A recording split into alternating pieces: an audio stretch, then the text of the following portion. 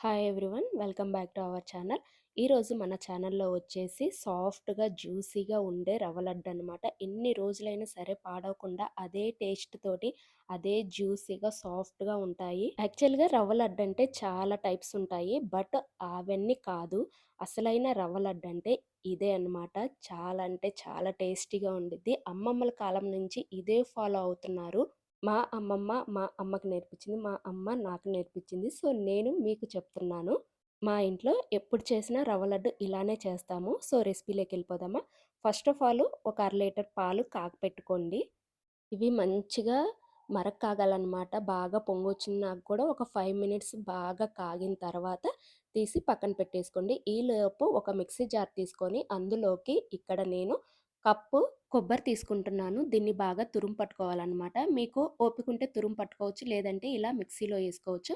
ఇక్కడ నేను ఎర్ర కొబ్బరి వాడట్లేదు. నల్ల కొబ్బరి అంటాం కదా! సో, అది వాడుతున్నాను. ఈ నల్ల కొబ్బరి అనేది టేస్ట్ తియ్యగా చాలా బావుండిద్ది.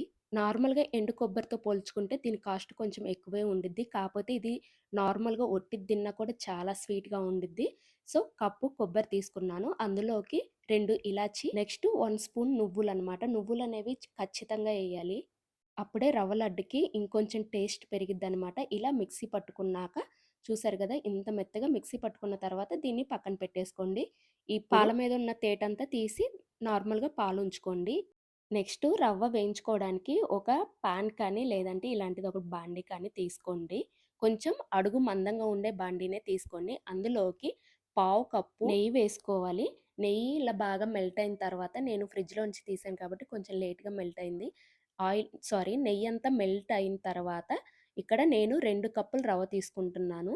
2 కప్పుల రవ్వకి ఈజీగా పావు కప్పు నెయ్యే పట్టిద్ది. ఎగ్జాక్ట్‌గా చెప్పాలంటే ఒక 100 గ్రామ్స్ నెయ్యి సరిపోయిద్దనమాట.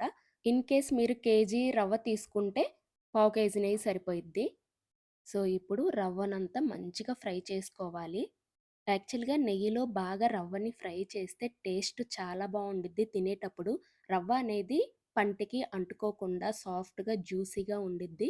సో, లడ్డు టేస్ట్ అంతా ఇలా రవ్వని వేపుకునే దాంట్లోనే ఉంటుంది. ఇంకోటి రవ్వ కూడా మనం చూసి తీసుకోవాలనమాట. నేనైతే ఎక్కువ లూజ్ రవ్వ అయితే అస్సలు తీసుకోను. ప్యాకెట్ రవ్వ మాత్రమే వాడతాను లడ్డూల కోసమయితే. సో, ఇదొకటి గుర్తుంచుకోండి. నెక్స్ట్ చాలామంది డీమార్ట్‌లో రవ్వ తీసుకొని వచ్చి ఫ్రై చేసి చేస్తుంటారు.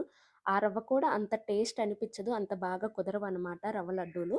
నెక్స్ట్ ఇలా రవ్వంతా మంచిగా ఫ్రై అయిన తర్వాత కప్పు కొబ్బరి తీసుకోండి. ఇన్ కేస్ మీరు కేజీ రవ్వ లడ్డు చేయాలి అనుకుంటే ఏంటంటే అర కేజీ కొబ్బరి సరిపోయిద్ది.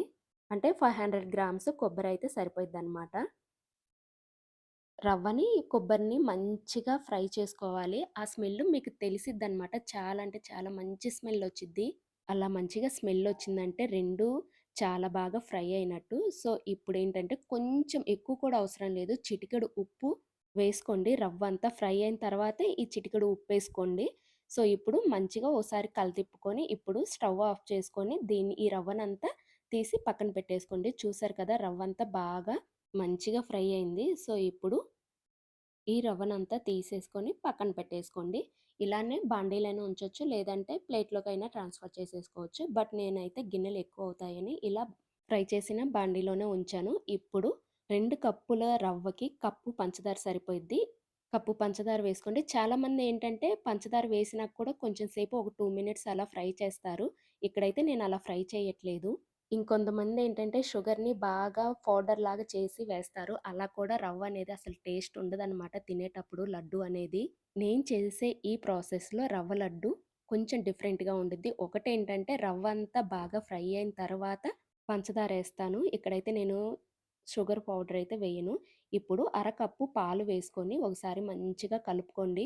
ఇక్కడ ఇంకోటేంటంటే పాలనేవి చల్లగా ఉండకూడదు. గోరువెచ్చని పాలు తీసుకోండి. గోరువెచ్చని పాలు ఇలా రవ్వలో యేసుకొని మొత్తం బాగా కలిపిన తర్వాత లాస్ట్‌లో రవ్వంతా బాగా కొంచెం గోరువెచ్చగా అయ్యి ఉండిద్దనమాట. ఇలా చూస్తే లడ్డూలాగా వచ్చిద్ది. మరీ లూజ్‌గా ఉండకుండా ఇలా ఉంటే సరిపోయిద్ది. 2 కప్పులు రవ్వకి అరకప్పు పాలు సరిపోతాయి. ఇంకా ఎక్కువ కూడా పట్టవు. ఇలా పాలు పోసుకున్న తర్వాత ఇప్పుడు ఈ రవ్వనంతా చేత్తోటి ఇలా గట్టిగా ప్రెస్ చేసి ఒక 10 మినిట్స్ వదిలేసేయండి మూత పెట్టేసి. ఇలా 10 మినిట్స్ వదిలేయడం వల్ల పాలు, పంచదార 2 రవ్వకి బాగా పడతాయన్నమాట. నెక్స్ట్ ఈలోపు ఏంటంటే రవ్వ నానేలోపు మనము కొంచెం నెయ్యి వేసుకొని, ఆ నెయ్యిలో జీడిపప్పు మంచిగా ఫ్రై చేసుకోండి. ఇక్కడ నేను ఓన్లీ జీడిపప్పే వాడుతున్నాను. మీకు నచ్చితే బాదం పప్పు కూడా ఏసుకోవచ్చు. బట్ ఏంటంటే కిస్మిస్ ఏసుకుంటాం కదా మనం ఎండు ద్రాక్ష, అవి వేయడం వల్ల ఏంటంటే మనం లడ్డు తినేటప్పుడు కొంచెం పుల్లగా తగిలిద్ది. సో, అందుకని నేనైతే వెయ్యట్లేదు. మీకు నచ్చితే ఏసుకోవచ్చు. కొంతమంది కిస్మిస్ ఇష్టపడరు. సో, అందుకని నేను స్కిప్ చేసేసాను. పిల్లలైతే అసలు తినరు. ద్రాక్ష ఏయడం వల్ల టేస్ట్ గూడా అంత ఏం అనిపిచ్చదనమాట. కొంచెం పుల్లగా తగిలిద్ది. అందుకనే దాన్ని స్కిప్ చేస్తేనే మంచిది. ఇప్పుడు 2 చేతులకి బాగా నెయ్యి రాసుకొని ఓసారి గరిటెతోటి తిప్పేసుకోండి.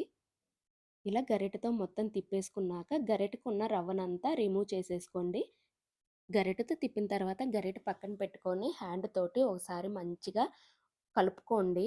ఇలా ముద్దయిద్ది. ముద్దయినప్పుడు ఈ ముద్దయింది అనుకోకండి. ఇదేంటంటే లడ్డూలు చుట్టుకున్న తర్వాత లడ్డూల్ని మనము ఒక 2 అవర్స్ వదిలేస్తామనమాట. ఈలోపు ఏంటంటే ఈ లడ్డూలనేవి బాగా సాఫ్ట్‌గా రెడీ అయిపోతాయన్నమాట. చాలా అంటే చాలా బావుంటాయి ఆరిపోయిన తర్వాత. ఇలా మనకి నచ్చిన సైజులో లడ్డూలు చుట్టేసుకొని వేరే ప్లేట్‌లోకి ట్రాన్స్‌ఫర్ చేసేసుకోండి. ఇంకా మిగతా లడ్లు కూడా అంతే.